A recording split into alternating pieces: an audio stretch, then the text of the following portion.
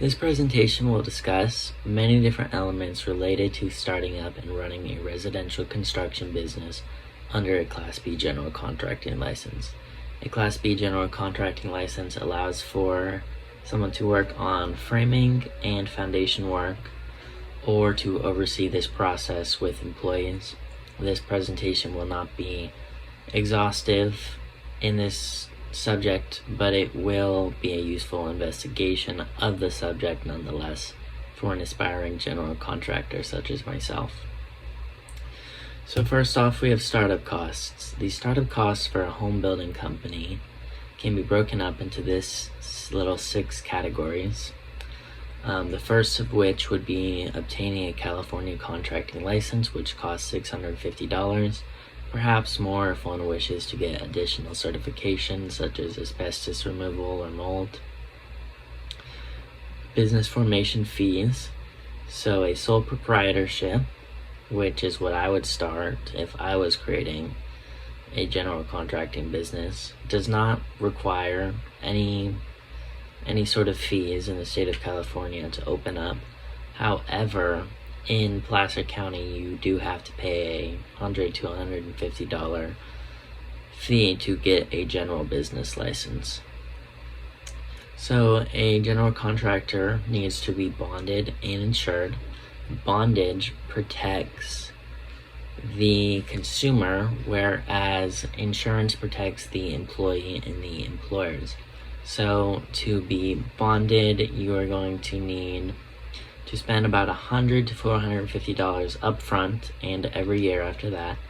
And to be insured with general contractor liability insurance, you're going to need about $800 to $1,200 up front and every year after that. Equipment expenses vary a lot depending on your needs, what kind of jobs you want to specialize in, perhaps what tools you already have, how many employees you wish to have, if you're going to provide employees with tools, if you need heavy machinery. This all depends on a lot. Employee expenses. Employees cost a lot of money to pay, especially in construction, due to the fact that workers are highly skilled.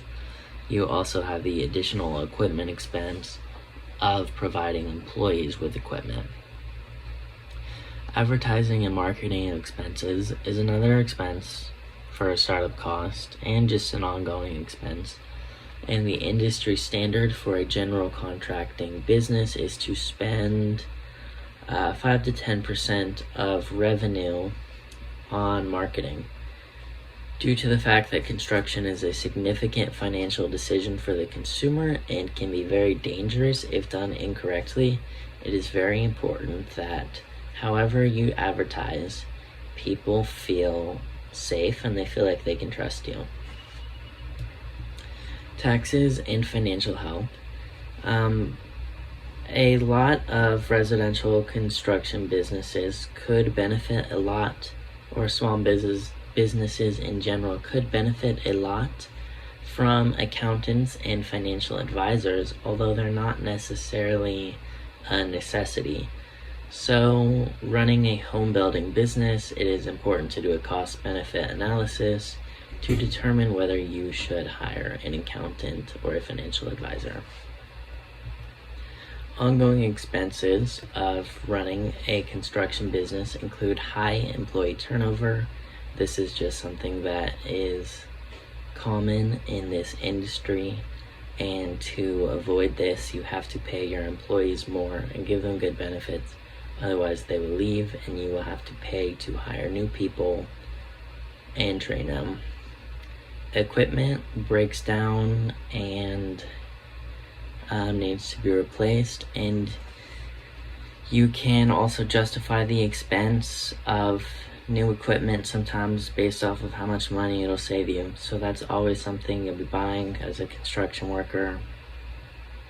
Insurance and bonds needs to be renewed every year, as I mentioned earlier, as well as the California contractor license, which needs to be renewed every 2 years, which costs around $200 to do.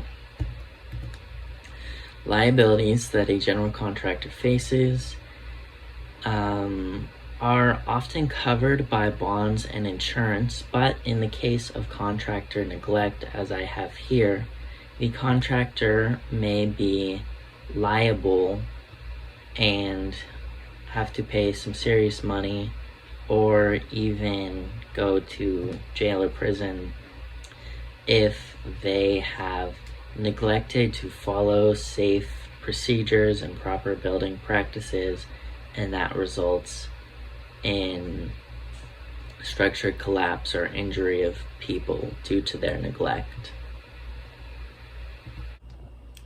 This concludes my presentation, as well as contains a few images of things I would like to build one day. Thank you.